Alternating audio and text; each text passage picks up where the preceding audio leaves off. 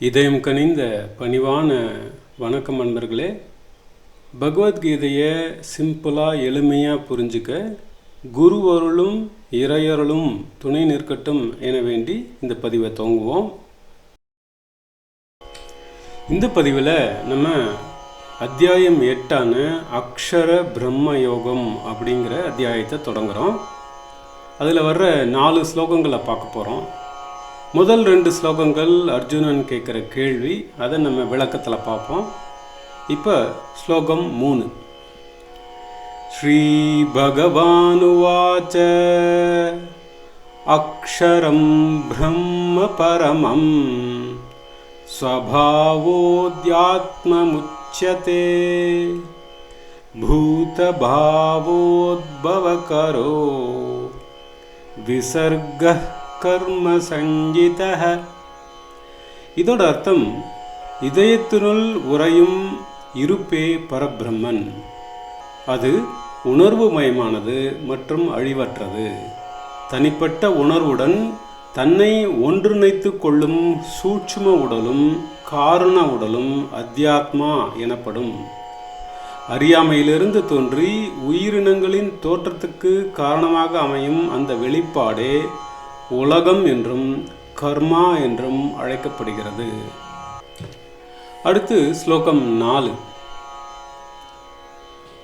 அதிபூதம் க்ஷரோ பாவஹ புருஷச்சாதி தைவதம் அதியஜ்ஞோஹமேவாத்ர தேஹே தேஹபிருதாம்பர. இதோட அர்த்தம், பூமியில் பிறந்த அனைவரிலும் சிறந்தவனே அர்ஜுனா. அழியக்கூடியது அதிபூதம் எனப்படும். புருஷன் என்று அழைக்கப்படும் என்றும் அழியாத உண்மையான ஆன்மா அதிதெய்வம் ஆகும். அனைத்து ஜீவராசிகளின் உள்ளே அதியஜ்ஞம் என்று அழைக்கப்படும் அனைத்து தியாகங்களின் இறைவன் நானே ஆவேன். இப்போ இந்த ஸ்லோகங்களை சிம்பிளாக புரிஞ்சிக்க முயற்சி செய்வோம்.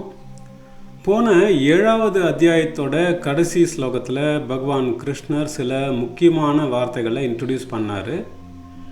இது நம்மளை மாதிரியே அர்ஜுனனுக்கும் புரியாததால் நம்ம சார்பாக இந்த 8வது அத்தியாயத்தோட முதல் 2 ஸ்லோகங்களில் அர்ஜுனன் பகவானை பார்த்து கேட்குறாரு, பகவானே, அத்தியாத்மம் அப்படின்னா என்ன, பிரம்மம்னா என்ன, அதிபூதத்துக்கும் அதி தெய்வத்துக்கும் என்ன சம்பந்தம், என்ன வித்தியாசம், அதியஜ்ஞன் அப்படிங்கிறது என்ன, எப்படி ஒரு மனிதனால் மரண காலத்துலேயும் இறை நினைவில் ஐக்கியமாகி உயிர் விட முடியும், இப்படியெல்லாம் அர்ஜுனன் கேட்குறார். இந்த கேள்விகளுக்கெல்லாம் பகவான் கொடுக்குற பதில்கள் தான் இந்த 8வது அத்தியாயங்க. இதை கேட்டுட்ருக்கிற நம்மளுக்கும் இதை பற்றி நிறைய சந்தேகம் இருக்கும். அதனால் கொஞ்சம் விரிவாக இதை அனலைஸ் பண்ணி புரிஞ்சுக்கலாம். பொதுவாக மரணம்னா நமக்கு பயம் இருக்கும். ஏன்னா அது வரைக்கும் நல்லபடியாக வாழ்ந்துட்டுருக்கிற நாம் மரணம் வந்து செத்து போனால் இல்லாமல் போயிடுவோம், we will cease to exist அப்படிங்கிற பயம் நம்மளை ஆட்டி படைக்கும். அதனால் சாவை கண்டாலே நமக்கு நடுங்கும், சாவை பற்றி பேசக்கூட தயங்குவோம், அவாய்ட் பண்ணுவோம்.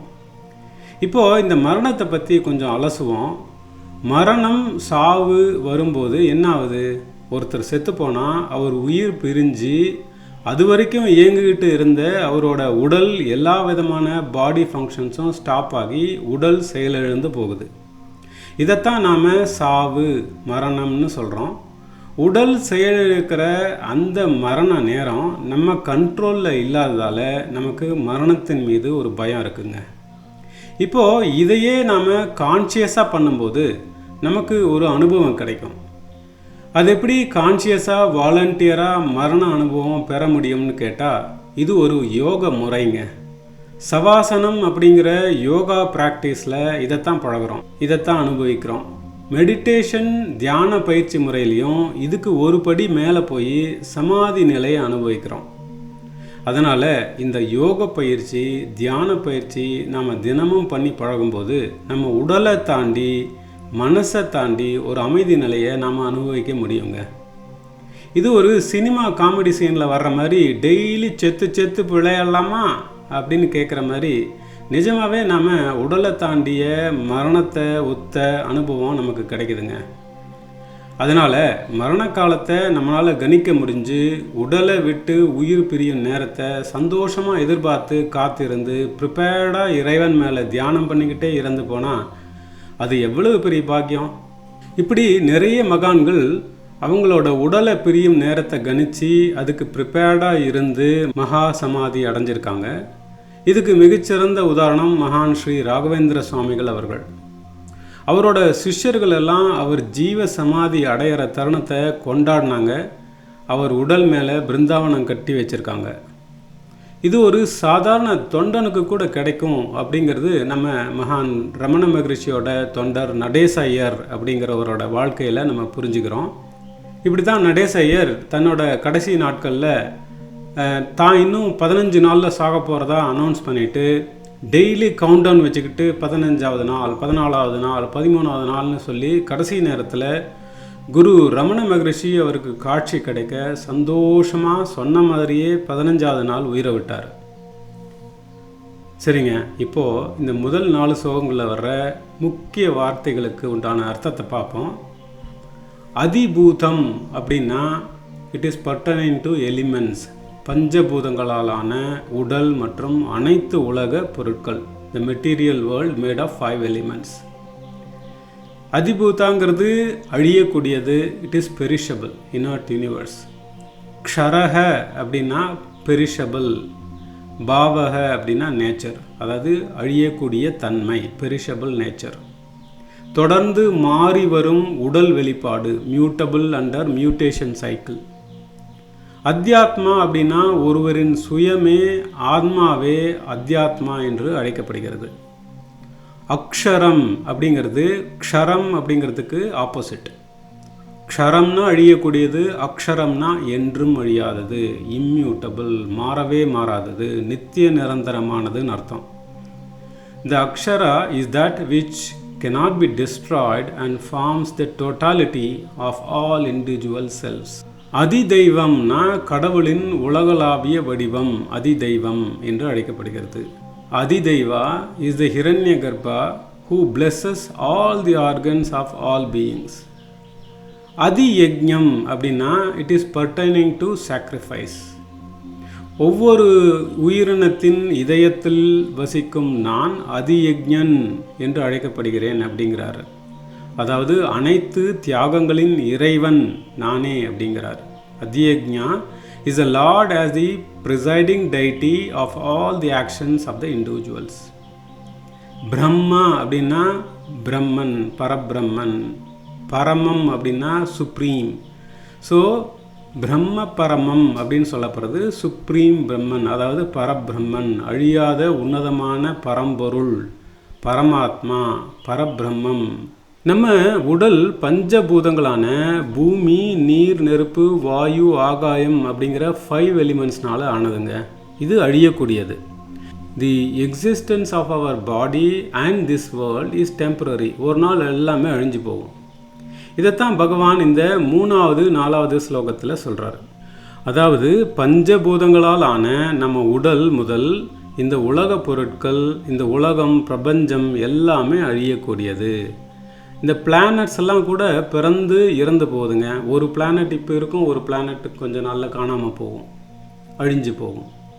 நம்ம உடல் கூட ஒரு நாள் செத்து போகுங்கிறது நமக்கு ரொம்ப நல்லா தெரியும். இப்படி லௌகீக பொருட்கள் எல்லாமே ஒரு நாள் அழிஞ்சு போகும். இது பகவானோட அழியக்கூடிய அதிபூதம்ங்கிற தன்மை. அதிபூதா கான்ஸ்டிடியூட்ஸ் பகவான்ஸ் பெரிஷபிள் நேச்சர். ஆனால் நம்ம உயிராக இருக்கிற ஆன்மா அழிவில்லாதது. அது இந்த ஜென்மத்தில் நம்ம உடலில் இருக்கும், அடுத்த ஜென்மத்தில் வேறு ஒரு பிறவி எடுத்து இன்னொரு உடலில் பிறந்து வாழ்க்கை நடத்தும். நம்ம உடலில் உறையும் ஆன்மா தான் அத்தியாத்மா. ஒருவரின் சுயமே, ஆன்மாவே அத்தியாத்மா என்று அழைக்கப்படுகிறது. நம்ம ஆத்மா டிவினிட்டிங்கிற கடவுள்கிட்ட இருந்து பிரிஞ்சு இருக்கும் கடவுளின் ஒரு சிறிய அம்சம்தாங்க. அதுவே அதிதெய்வம் என்றும் அழைக்கப்படுகிறது.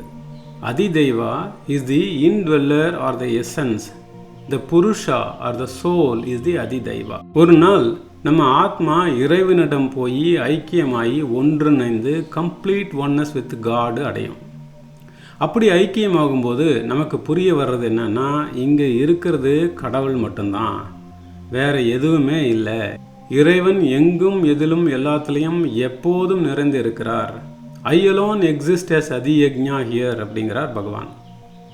இதைத்தான் ரமண மகரிஷி தன்னோட பக்தர் ஒருத்தருக்கு எழுதி புரிய வச்சார்.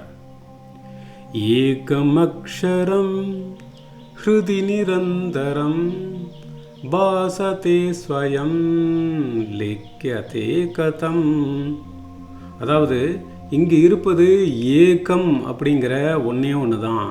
அந்த ஏகம் அழியாதது, என்றும் எப்போதும் மாறாதது. அது நம் இதயத்தில் ஆன்மாவாக நித்திய நிரந்தரமாக வசிக்கிறது, சுயமாக ஜொலிக்கிறது அப்படிங்கிறார் ரமணர்.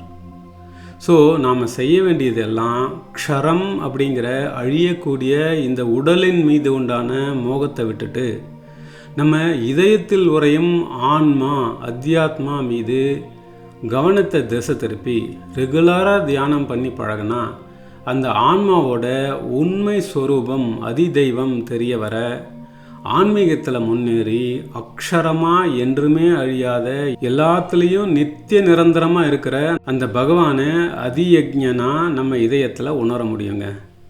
நிச்சயமாக நம்ம இறைவனோட சரணடைஞ்சு அவரோட ஐக்கியமாகவும் முடியும். அப்படியே ஆகட்டும். நல்லது. நன்றி. வணக்கம். ஓம் சாந்தி.